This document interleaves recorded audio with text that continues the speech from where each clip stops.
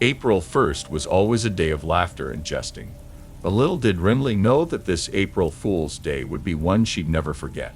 𝐸𝐤𝐤 had been diligently planning her wedding for months. It was set to be a picturesque affair, with white roses adorning every corner and a shimmering lake as the backdrop to her vows. She and her fiancé had dreamed of this day since they were teenagers. As the sun began to rise on the morning of April 1st, 𝐸𝐤𝐤's excitement bubbled over.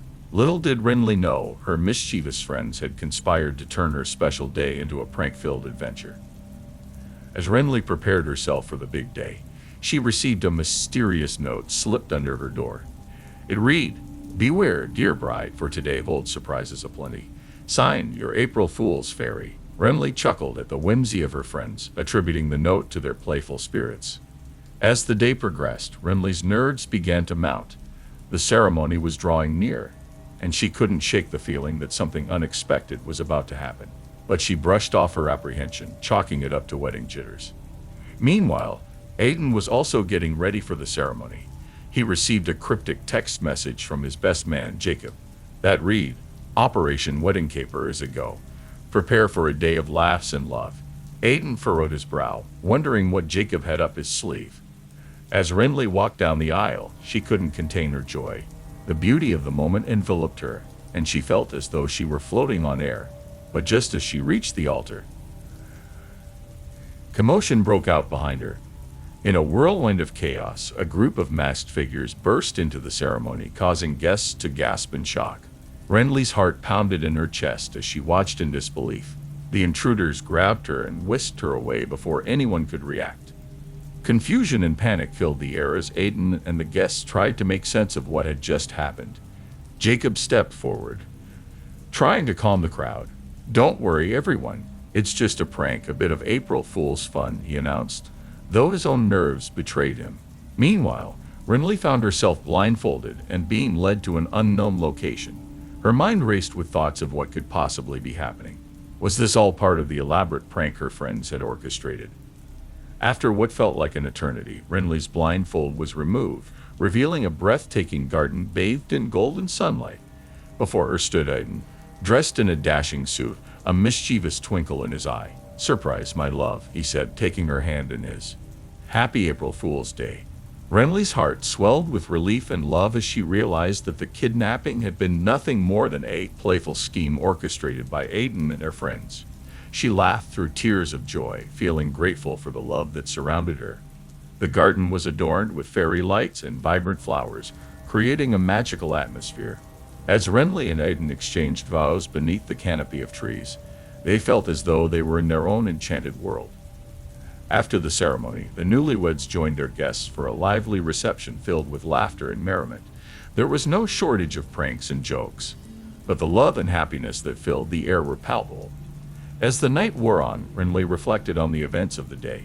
While the kidnapping had been unexpected, it had brought her and 𝐦𝐤𝐤 even closer together. It was a reminder that love was about more than just grand gestures and elaborate plans.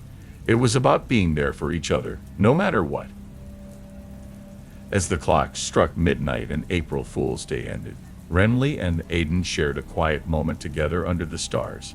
They knew that their wedding day would be a story they would tell for years to come, a tale of laughter, love, and the magic of April Fool's Day.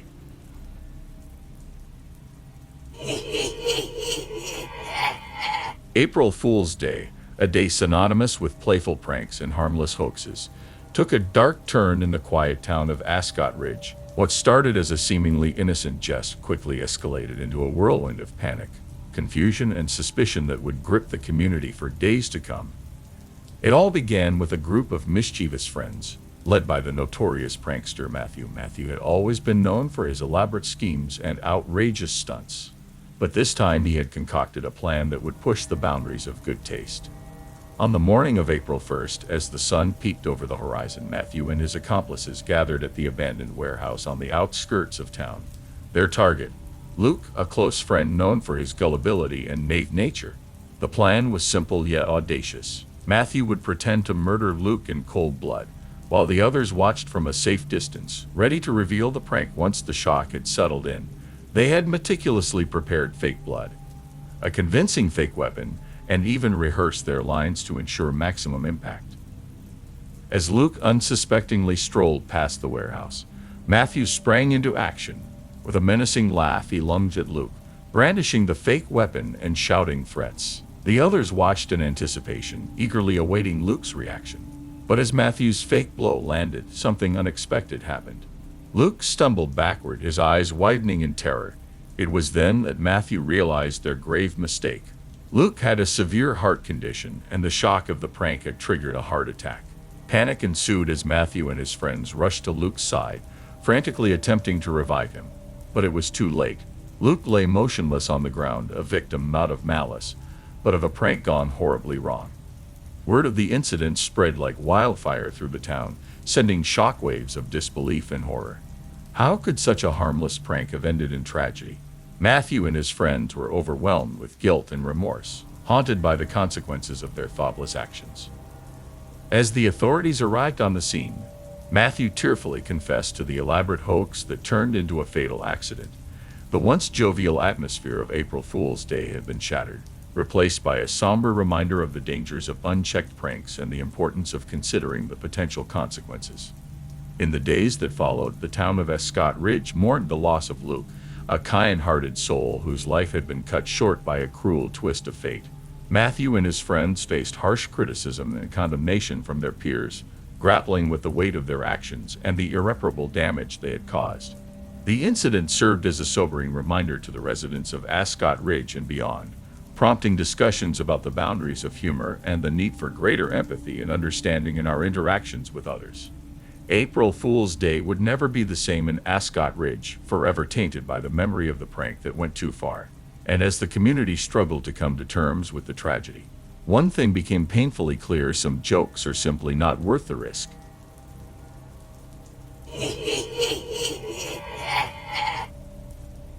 Once upon a time, in a quaint little town nestled between rolling hills and lush green forests, there lived a mischievous young man named Alex.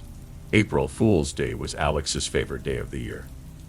A day when pranks were not only accepted but celebrated. He had a reputation for pulling off the most elaborate and hilarious pranks, leaving everyone in stitches. As April 1st approached, Alex brainstormed tirelessly, determined to outdo himself this year. He wanted to pull off a prank that would go down in history. After days of planning, he came up with a brilliant idea: a home kidnapping prank. Alex knew just the perfect target for his prank: his best friend Mark. Mark lived in a cozy little cottage on the outskirts of town, surrounded by dense woods. It was the ideal setting for Alex's elaborate scheme. On the morning of April Fool's Day, Alex set his plan into motion. He enlisted the help of a few friends to execute the prank flawlessly. They gathered supplies, ropes, duct tape, and fake police uniforms, and headed towards Mark's cottage. As they approached the cottage, Alex's heart raced with excitement. He could barely contain his laughter as they quietly crept towards the house, careful not to alert Mark of their presence.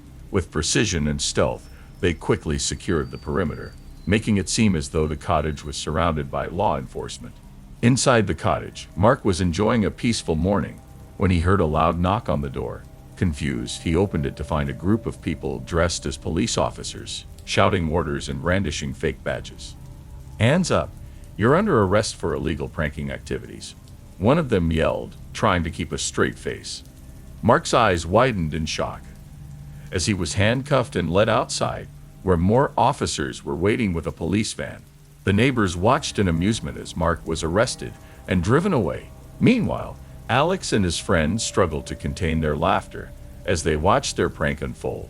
They followed the van from a safe distance, making sure Mark was safe and sound. As they drove deeper into the woods, Mark's confusion turned to panic. He pleaded with his captors, begging to know what was going on, but the officers remained silent, their expressions stoic behind their fake uniforms.